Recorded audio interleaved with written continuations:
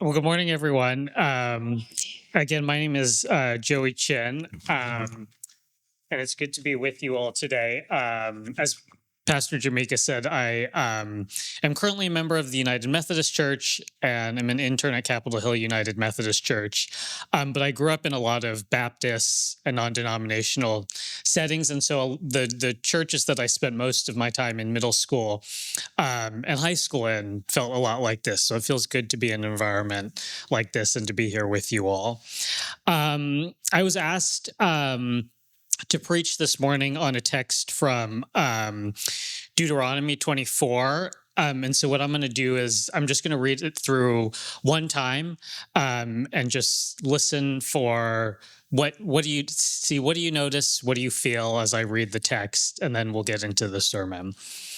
So Deuteronomy 24, verse 17 says, "Do not deprive the foreigner or the fatherless of justice, or take the cloak of the widow as a pledge. Remember that you were slaves in Egypt, and the Lord your God redeemed you from there. That is why I commanded you to do this. When you are harvesting in your field and you overlook a sheaf, do not go back to get it. Leave it for the foreigner, the fatherless, or the widow, so that the Lord your God may bless you in all the work of your hands. When you beat the olives from your trees, do not go over the branches a second time. Leave what remains for the foreigner, the fatherless, and the widow. When you harvest the grapes in your vineyard, do not go over the vines again.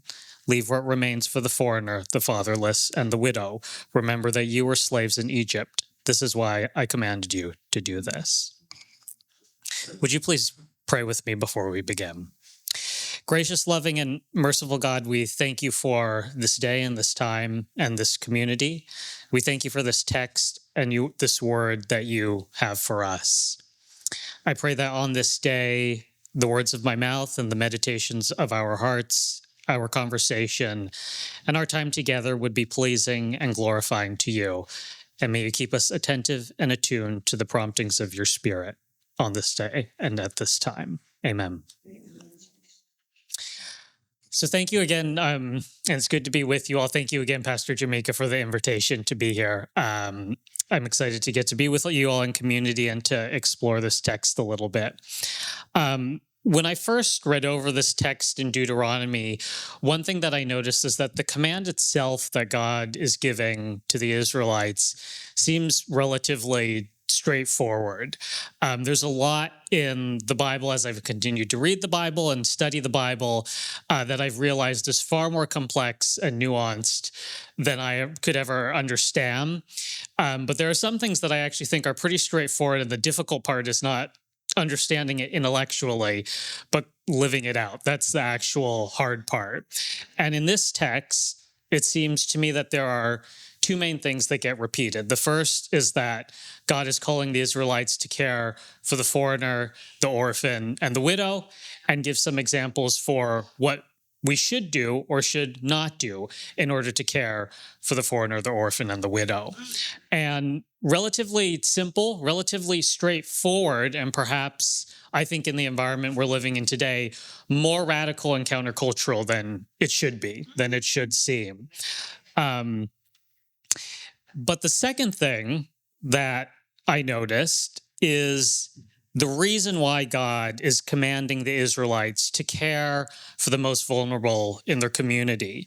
God says, "Remember, you were a slave in Egypt, and the Lord your God redeemed you from there, so you are to care for your neighbors, and God redeemed you from there." Sorry, I misread the text.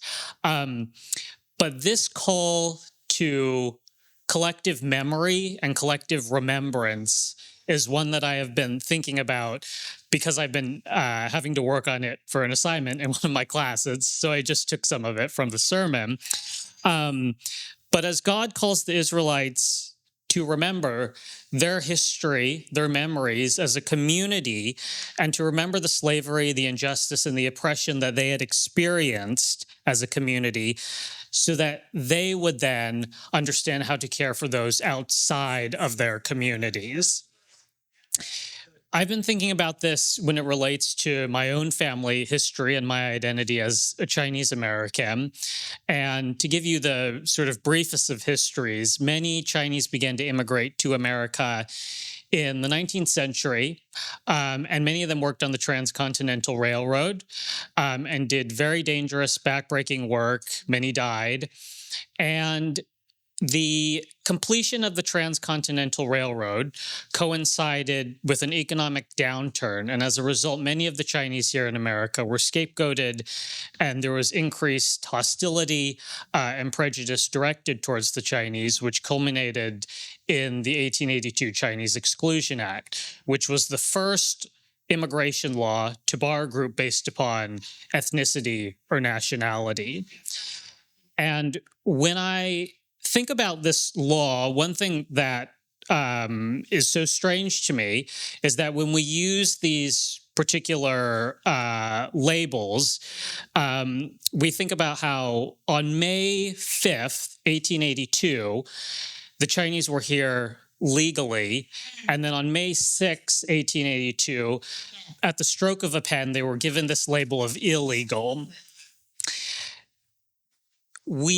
I think today we see many, many parallels to this, but one of the clearest ones that I think about is the individuals and the migrants who are under temporary protected status, which for those unfamiliar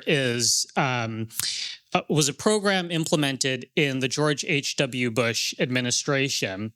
And it offers certain migrants protection from deportation based upon credible threats from the countries they are coming from, credible threats of violence, persecution, and turmoil. And this past summer, temporary protected status was revoked for many of these countries. Yeah. And in the same way, on a particular day this past July, many of these migrants who were seeking a safe haven here were here legally under TPS, and the very next day, again, they are given this label of illegal. And whether we think about the Chinese Exclusion Act, which was in place from 1882 to 1943, or the way in which we are seeing migrants treated today, I share both of these stories simply to make the point that the legal question of status has always been shaped and informed by the moral question of belonging. When I think about these two parallels, I think about my own grandparents who came to the United States and immigrated when the Chinese Exclusion Act was in place. One thing I neglected to mention is that when it was in place, there were exceptions. There were exceptions for merchants, students, diplomats, other people with certain occupations, as well as the family members of individuals who fell into one of those categories. And so the Library of Congress estimates that between 1882 and 1943, almost 300,000 Chinese immigrated to the U.S. under what they would call paper names, which were essentially falsified documents. And I think about my grandparents who came over, my grandparents on my dad's side and my mom's side, who immigrated to Seattle, Washington, and Spokane, Washington, and how when we look at the text today, which says, when you leave a sheaf in the field, do not go back to get it, but leave it for the foreigner, the orphan, and the widow. What God, I think, is saying is don't take more than you need and care for the most vulnerable in your community. My grandparents were able to build the life that they did in America because there were individuals who offered them resources, particularly education, who said, we are not going to keep education for ourselves, but we are going to make it available through all, specifically through the degrees that they got at technical colleges. They couldn't afford to go to a university, and so they went to technical colleges and got their degrees. So I think that, when we think about all of the things that we are seeing today, the book of Deuteronomy is not simply a a book of laws saying do this or do not do that.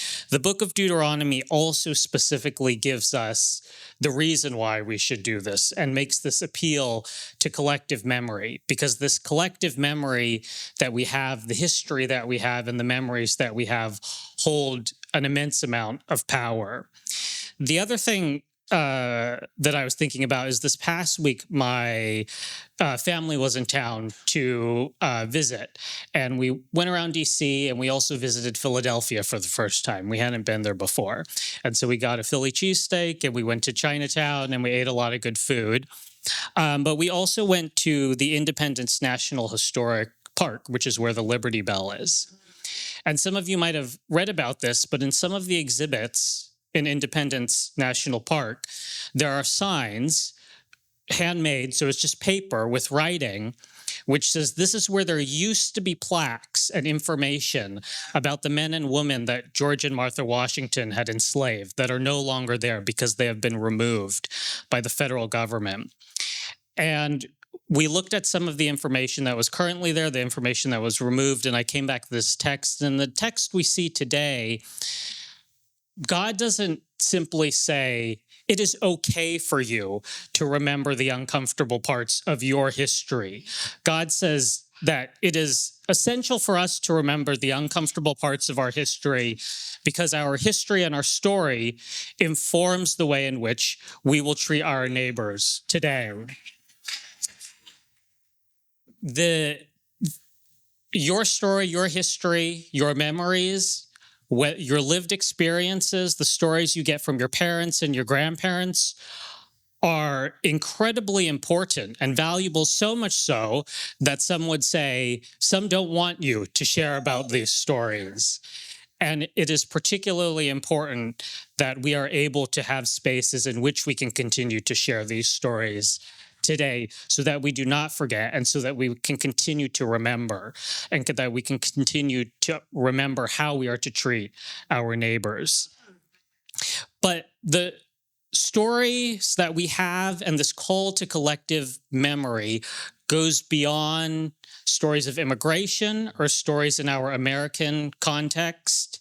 The story of Christianity is, and we see this all throughout the Bible, is a story of people who are sojourning through a strange, unfamiliar land in which our beliefs and our morality and our ethics will continue to be questioned by the status quo. And it is a story of people who, in spite of having their beliefs and their morality and ethics questioned, continue to be guided by the love and grace of God as they remember all that they have is a result of God's grace. And because of that, it should inform how we are to treat others. So the question that I want to present you all with today is, what stories, memories, or histories from your own life inform your understanding of who you are and what it means to follow Jesus? I want us to consider how we can lean into one another and learn from one another to understand how our experiences and our family histories make us who we are and how they can inform our understanding of how we can create and participate in God's invitation to be a part of creating a more loving and just and merciful community empowered by the love and grace of God.